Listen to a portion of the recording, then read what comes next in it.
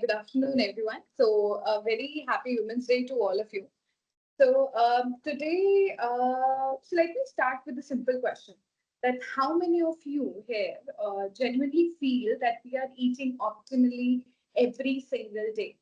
In my experience, working experience with the corporate professionals, most women are highly committed at work.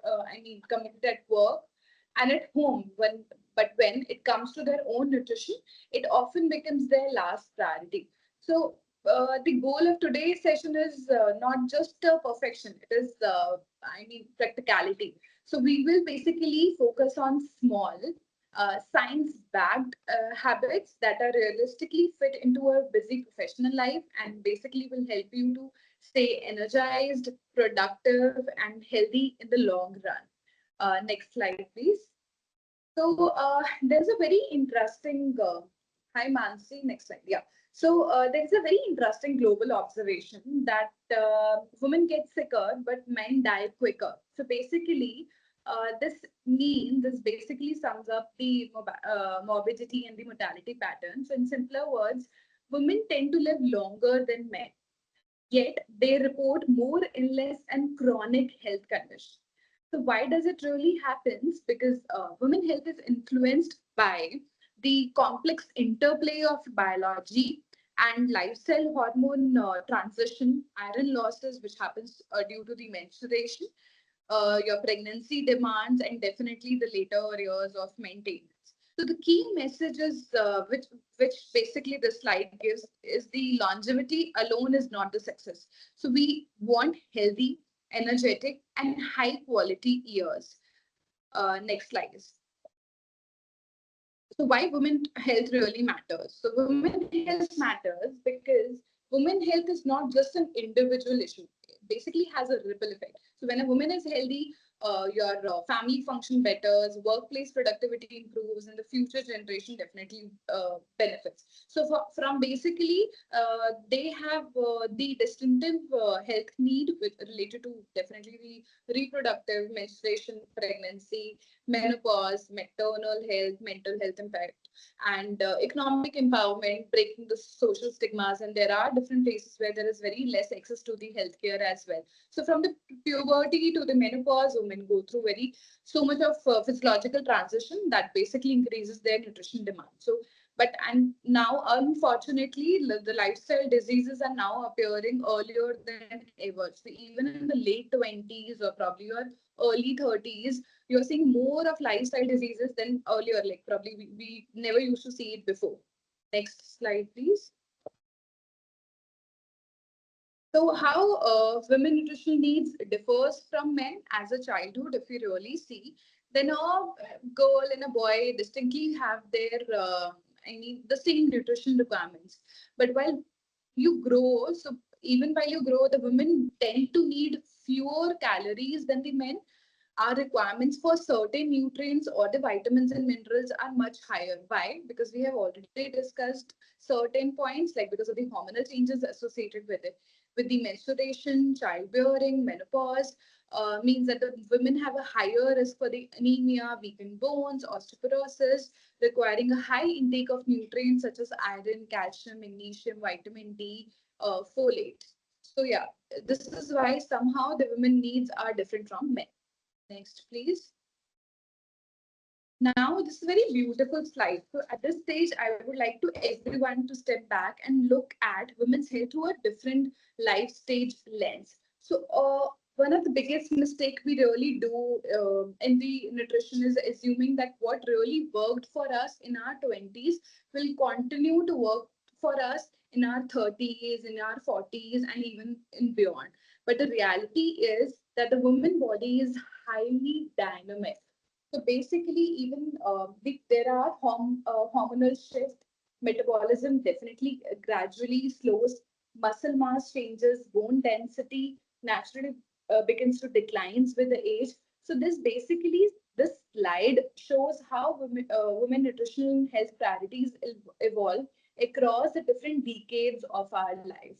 This is very normal phenomena which I generally say in my OPD patients, that even in every after even 30 years of your age, with every decade of your life, you tend to lose certain 2 to 3% of your muscle mass. So it's not only the muscle mass, this is the overall health which you certainly, you know, you lose, or there are certain physiological changes which really happens in the body. So even in 20s, if you really look, so this is basically the focus is on building a strong foundation. This is the time when there is a peak physical fitness, optimal metabolism, and strong reproductive health. So adequate intake of. Vishnu, 1 second. I think there's some query in chat box. 1 second. All of you are able to see the doctor? Yes. Yes, we are Okay, able to okay, see fine. the doctor and the Yes. PPT. Screen is visible, right? Okay, fine, Yes, fine. yes. Yeah, you Yeah, can can I continue, continue? Vishnu. So yeah, so can you please move to the earlier slide? Yeah. Uh, yeah. So basically, in your 20s, the focus is on building the strong foundation. This is the time when there is a peak of physical fitness, optimal metabolism, and definitely there is a strong reproductive health. So at this time, adequate intake of calcium, vitamin D, iron, protein, and omega-3 fatty acids helps to support your bone density, muscle development, and definitely the skin health. Now, during your 30s, the metabolism gradually slows down, and the hormonal fluctuations may begin.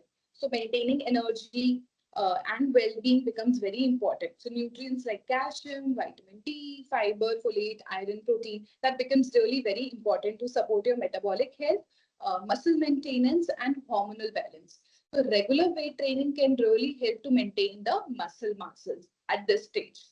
Now, in your 40s, which I'll be calling as a fabulous 40, many women enter the premenopause, so where the hormonal changes may lead to increased abdominal fat and reduce muscle mass. So at this time, you really need to prioritize your bone health, your protein intake, omega 3s, magnesium, collagen, and definitely hydration becomes very essential at this time. And now, which is beyond 50, the focus really shifts towards healthy aging and the longevity. The emphasizing on basically the nutrition, bone strength, heart health, and maintaining an active lifestyle really becomes very important. So overall, each decade really brings different physiological changes, and adjusting nutrition and lifestyle according to the different decade really helps to support the long-term health and vitality. So next slide.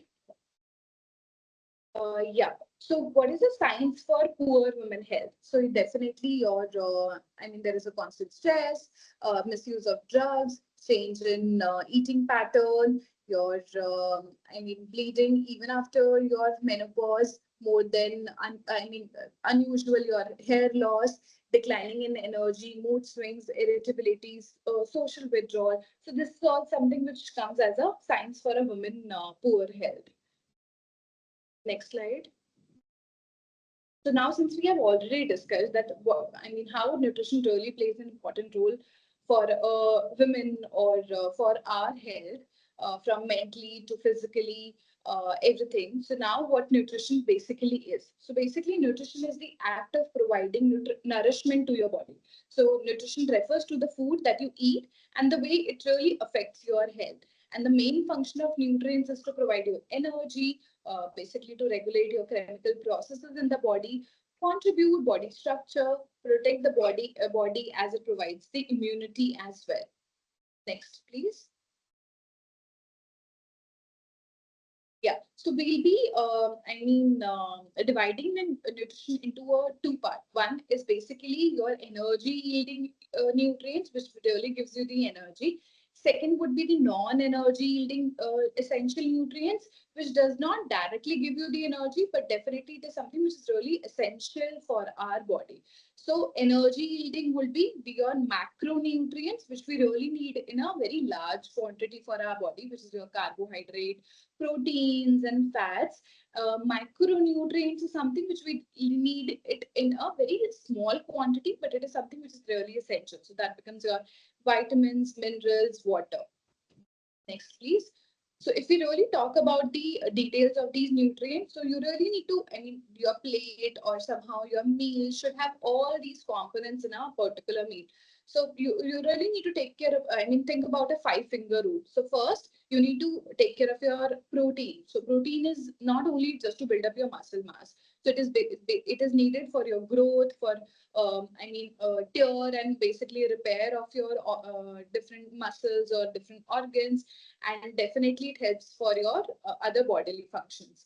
Fat is something which is not actually making you fat. Fat is something which is, which is really needed to provide you the energy. It keeps the babies warm, and it protects the organ as well.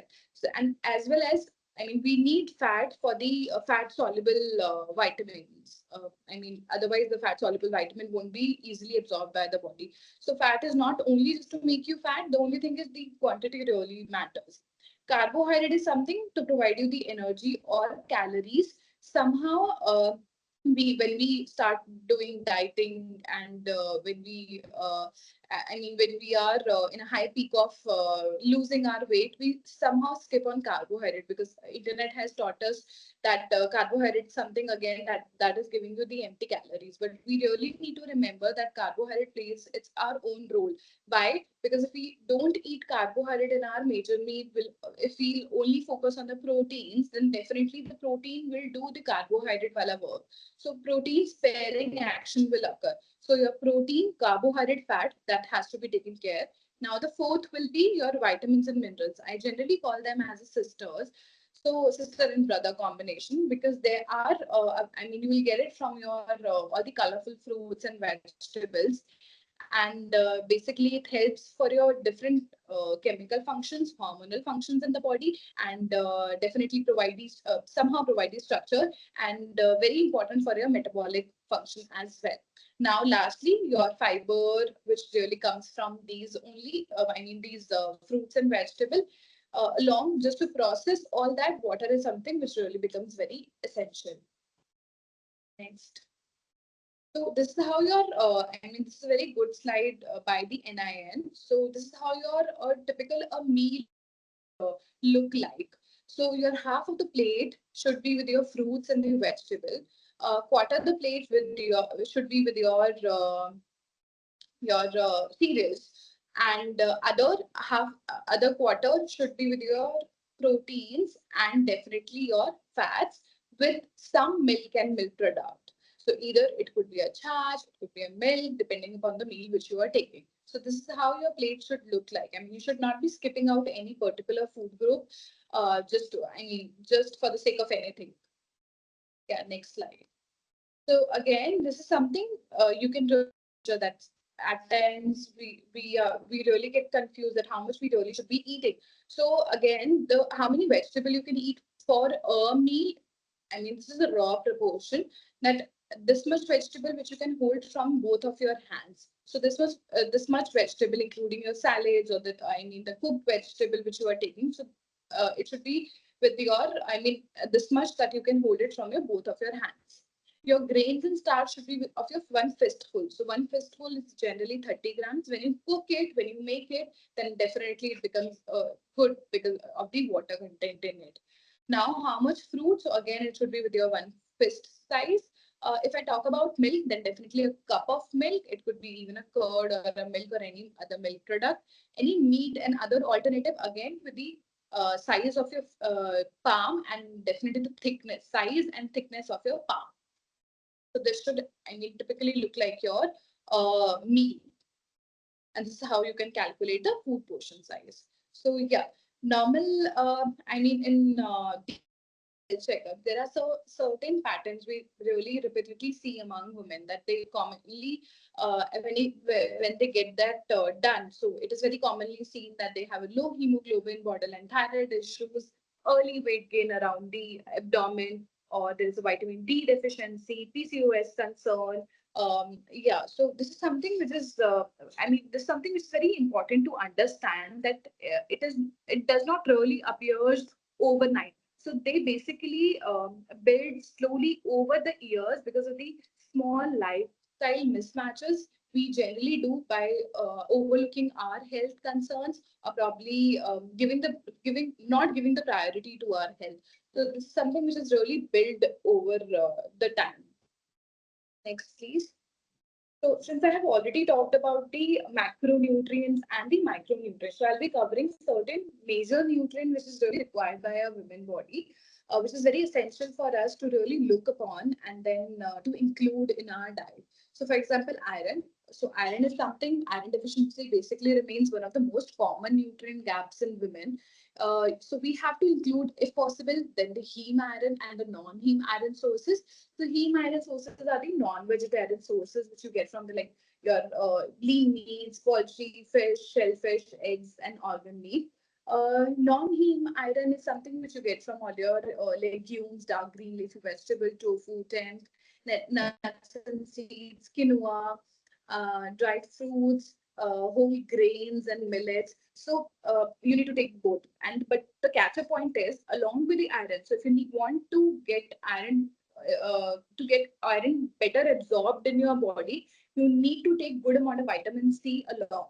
So along with that, you may have, so for example, if you're making any greens, you may squeeze a lemon over it just to again get it absorbed by the body in a better way. So with the iron, vitamin C go along. Also, you also need to take care that avoid taking tea or a coffee along with the iron-rich food or while having your major meal. Why? Because coffee has caffeine in it and tea has tannin in it. So basically inhibits the absorption of iron in the body. So always make sure that you're giving a 45 to 50 minutes of gap while having a tea or a coffee or with the meal. Because generally we have a habit of taking a coffee or a tea with our major meal like a breakfast and lunch, but it's something which is not good for us. Next slide. So now food sources for vitamin B12 and the folate. So again, vitamin B12 deficiency is increasingly common, especially in vegetarian and basically those experience the fatigue and B12, because generally vitamin B12 we generally get it from the non-vegetarian sources. There are vegetarian sources, but only the fortified sources. So we have to be really we have to be very cautious and um, intelligent enough to look at the food labels while purchasing it.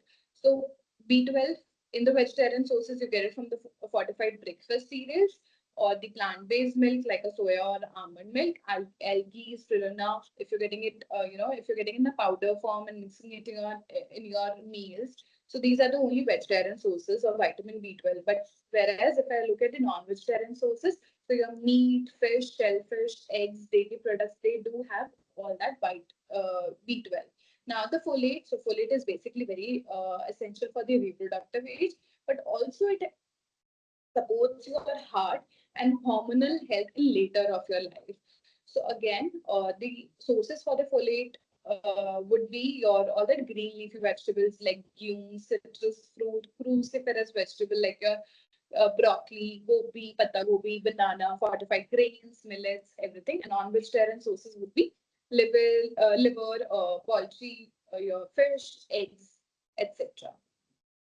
Now, the next slide, yeah, calcium sources and the magnesium. So calcium is something which is very important for the your bone health, because women have a higher lifetime risk for osteoporosis, and bone loss is often silent. So basically, until the fracture occurs, we never generally get to know that we are having the osteoporosis or lack of calcium in our body. So calcium sources in vegetarian and non-vegetarian sources would be definitely the dairy product, your green leafy vegetable, tofu, tempeh, almonds, your sesame seeds, makhana, fig, broccoli, even a bok choy.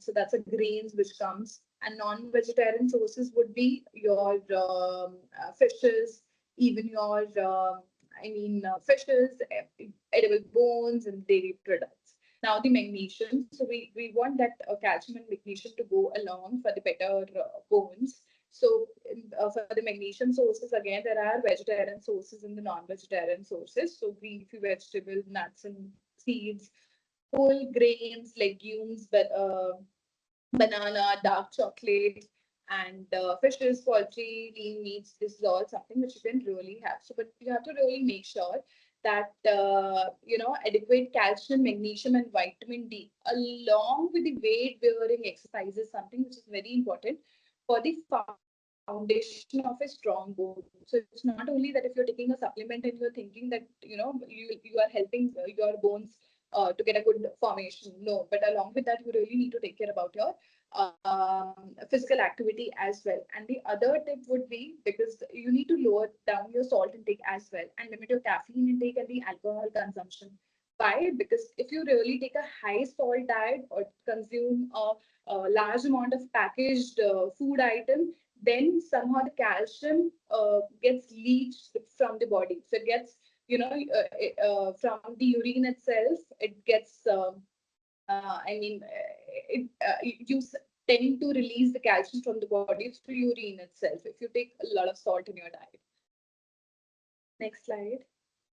So mega role of vitamin D. So earlier we used to only think that vitamin D is something which is very essential for your bone health and everything. But now there are studies even after the COVID which has come, which says that vitamin D is something which is very important for your immunity, as well as it is very important for your weight loss as well. So somebody is even trying hard and somebody has hit a plateau where weight is not getting lost. So vitamin D really plays a major role. So for that, get outdoor and soak up some sun. And definitely, if you have a deficiency, you really need to take certain supplements which is available in the market. If you have a deficiency, then you won't be able to cover it up only with the sun or probably with the certain animal sources. But yeah, for that, you really need to take the supplementation. Next slide, please. Yeah. So harmony in hormones. So now let's basically talk about something extremely relevant yet often overlooked. That is cycle syncing. So cycle syncing simply means aligning your nutrition, lifestyle, exercise with the natural hormonal fluctuation that occurs during the menstrual cycle. Women hormonal cycles influences your basically your energy, mood, nutrition needs. So understanding these four menstrual phases basically helps us to align the diet and definitely the body changing requirements. So during the first phase, which is the menstrual phase, which occurs from the day 1 to day 5, so your hormonal levels are generally low, so which may cause your fatigue and your discomfort. So basically, focus on your iron-rich food like a green leafy vegetables, beans, B6 for your mood support, and definitely the good hydration. Follicular phase, which stays from your day 6 to day 14. So at this time, the estrogen rises and there is an improve in energy levels in the body. And this is a good time to include the complex carbohydrate. Like complex carbohydrate means your millets, your millets, ragi, jaw, bajra, even a gehu for that matter, no refined flour basically. So complex carbohydrates, lean proteins, omega-3 fatty acids like your walnuts, flax seeds, and fish to support your energy, basically to support your stable energy. Now the ovulatory phase, which stays from day 15 to day 17, in which the estrogen peaks and the cognitive function is often strongest. So maintain a balanced diet with the iron-rich foods and adequate hydrations. And finally, which is the last phase, luteal phase, where the progesterone increases and which really often leads to cravings and the mood changes. So at this time, magnesium rich food, you may have a dark chocolate if you really wish to. Complex carbohydrates, high fiber food, which comes from millets, different fruits and vegetables, basically can help you to manage and basically manage the bloating, and it stabilizes your mood. So by basically adjusting the nutrients across these phases, so you can definitely feel better, and basically it will support your energy, emotional balance, and overall health throughout the cycle. Right? Yeah. So PCOD and obesity. So I would be saying that PCOD and obesity shares a bidirectional relationship influencing each other. So it is not, it is not very important that not all women with PCOD is obese, and not all obese women have PCOD. So, but still, the lifestyle is something which is, cornerstone of the management of the obesity and the PCOD both. So, whenever somebody has a PCOD, I see many of the patients. So, generally, they come up with the insulin resistance. So, not only again the obese patient have an insulin resistance, but then if you have an insulin resistance, that it may lead to the obesity later. So, if there is an insulin resistance, then definitely, I mean, your sugars are not so balanced, your metabolism is definitely weak. So that may lead to a dyslipidemia in the body, and again, somehow it affects your heart health also. So it may lead to a hypertension, hyperandrogenism, and that may again lead to obesity. So this is basically again becomes a vicious cycle, which we generally categorize I'm it not done as other a than one metabolic nation. syndrome. Give me the. Yeah. It's a So, test. can I continue?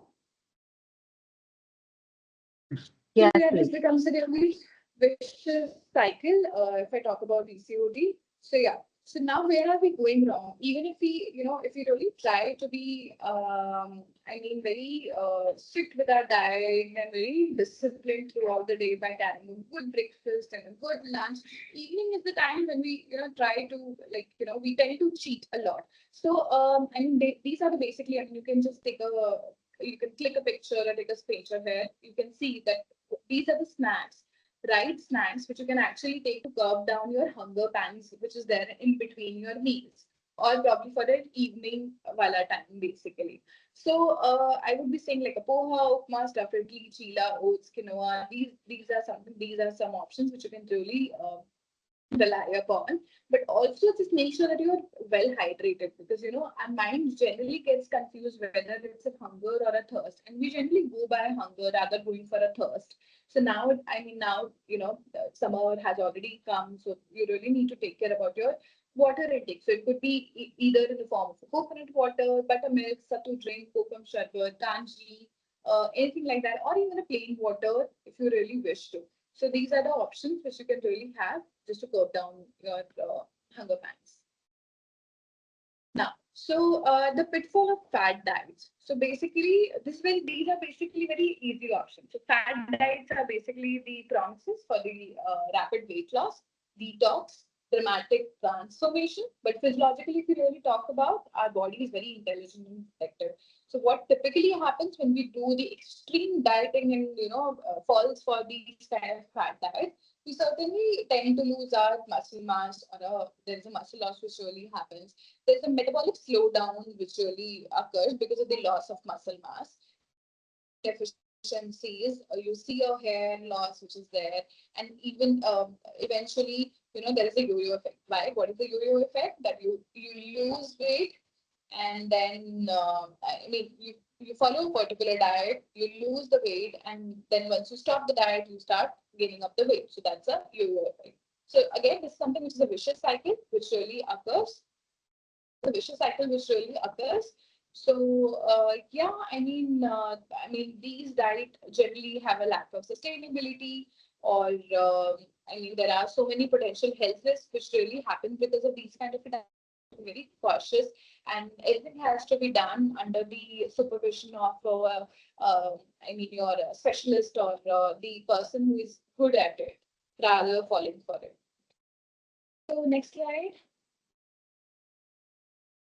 Yeah, unlocking the radiance. So who doesn't want a flawless skin? But we end up buying a very expensive pharmacological product, your vitamin C, applying over the face, or different kinds of serum, which is there in the market. But it's always important that you take care of your diet, because I mean, what really goes inside your body. I mean, food is something which is the only thing which you are providing to your body voluntarily, because the air which we are breathing right now, it is something which is not in our control, but the food which you are eating is.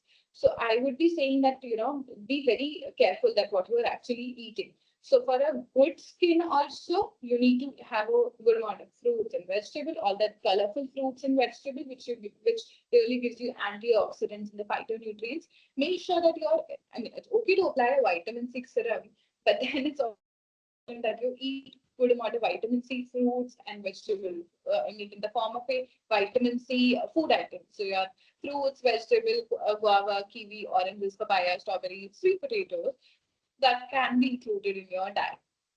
Eat enough of vitamin E. So again, vegan is also not the only the solution. It's better that you be consistent about your nuts and seeds on a regular basis. Sometimes there are patients who comes in my OPD and says, "No, we do eat nuts and seeds." But then if you really talk about on a regular basis, then they don't. So just introspect yourself and then see that how much you're really taking. So stock up your selenium by having a fish, eggs, wheat germ, tomatoes, broccoli, eat plenty of zinc by having the again a fish, red meat, whole grains, poultry, nuts, eggs. Include healthy fats like omega-3 fatty acids, which you get from the salmon, or including flaxseed, chia seeds, walnuts. Natural light exposure is something which is very important. But definitely, your SPF is something which is needed at this time. Drink at least 6 to 8 glasses of water a day. And major point, ditch the sugar in any form and definitely don't crash diet. Next slide. Add those to your regular water. Yeah, definitely there, and there is a lot of hype around regarding the detox water. But yeah, this is something which is good for you just to maintain your hydration. I would not be saying that particularly having this, for example, a lemon ginger infused water will really help you, but these are the options which can be included because sometimes people do say that they don't feel like having a plain water on a regular basis.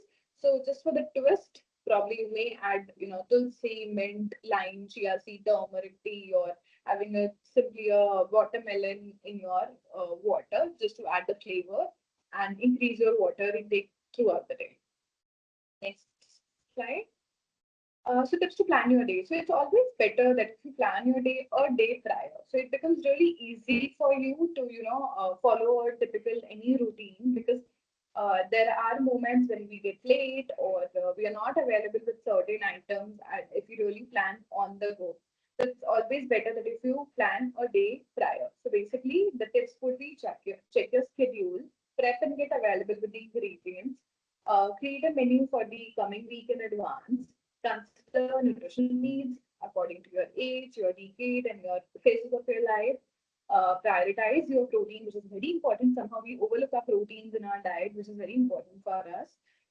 Fix your meal timings. Embrace quick and nutrition options when you are certainly having a low energy time or when you are even not carrying a lunch. So be very intelligent enough to even choose a good nutrition option, even if you're ordering from outside. Incorporate your local and seasonal variety menu rather going opting for something which is very fancy and available. Locally not available at your place. Mindful snacking is something which is very important. Reflect on your previous days. Avoid last minute hassle. Next slide.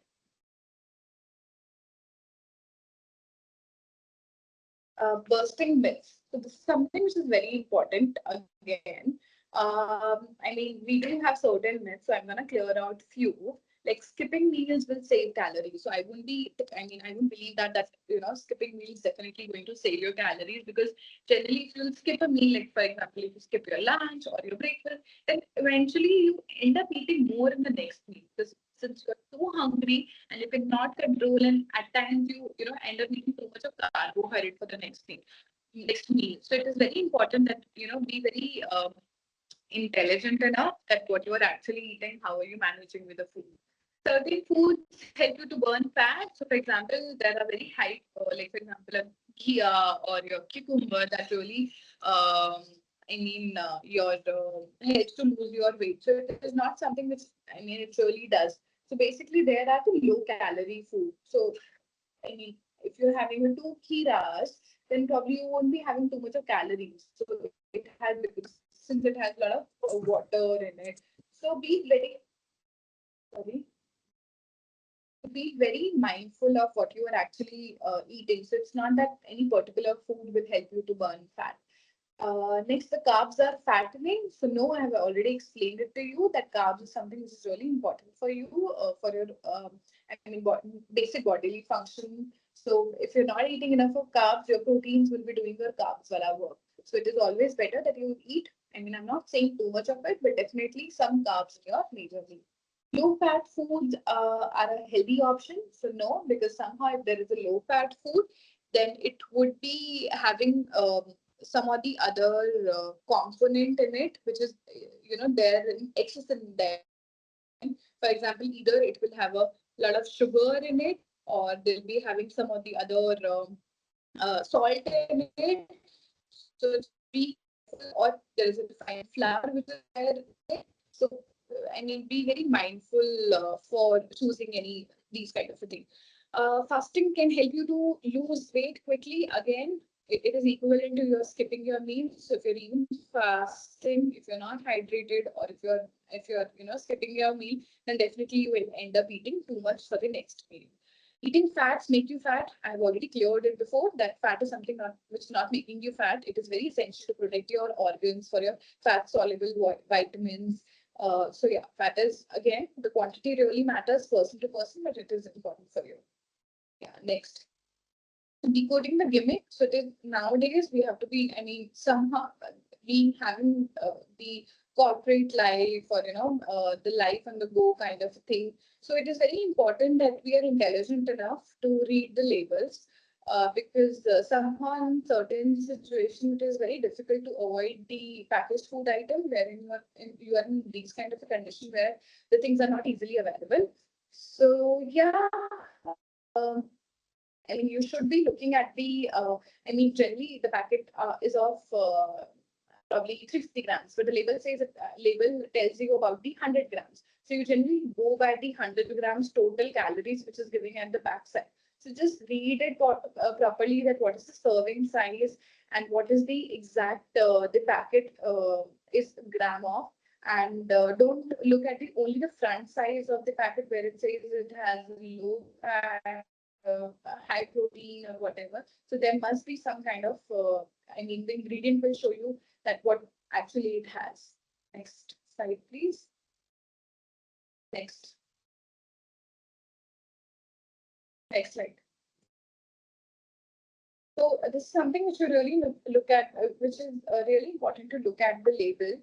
Like for example, this is chocolate chip cookie. So we generally expect there should be either a flour or either there should be chocolate as a first ingredient, but there is a sugar which is the first ingredient. And sugar having the first ingredient is something which is really on a higher side.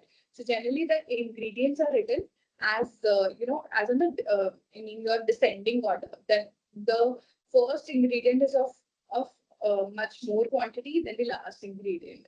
So yeah, if this packet says the sugar is much more there, then you can easily say that, you know, there's no point of having such kind of ingredients. Next slide. Yeah.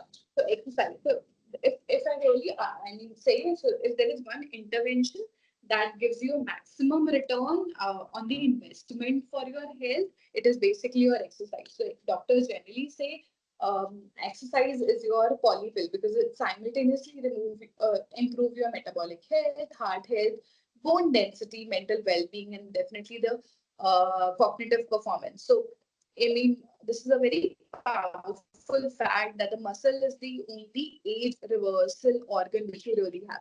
So, which really means that with the stimulus, even in your 40s and 50s, or in your beyond that, so you can rebuild your strength and function. So, even 25 minutes of structured physical activity can create a significant long-term benefits. How? Like somebody says that I do a household chores, or probably I travel through metro, I walk a lot during, coming and going by the metro or using any kind of a public uh, transport. But no, so that is something which is a structured movement which you're doing for 25 to 30 minutes for your body, something which is really important and which is, I mean, very significant for your long-term benefits, not your daily goals which you really do. Next slide. So, next slide. Yeah. So the major key takeaways would be a healthy woman is something is an empowered woman. So make self-care daily non-negotiable. So because you can't pour from an empty cup. Set clear work-life boundaries. Stay organized to reduce your stress. Eat a balanced diet with a whole food. include calcium, proteins, omega-3, stay well hydrated, exercise regularly, prioritize your sleep, limit your alcohol, focus on healthy habits, not just a weight, choose sustainable life changes. Next. So yeah, I would like to close with this thought that good health is not owned, but it is earned, and you have to earn it every day. And definitely the best time to start is now. Yeah. So I'm open for a query if somebody has any.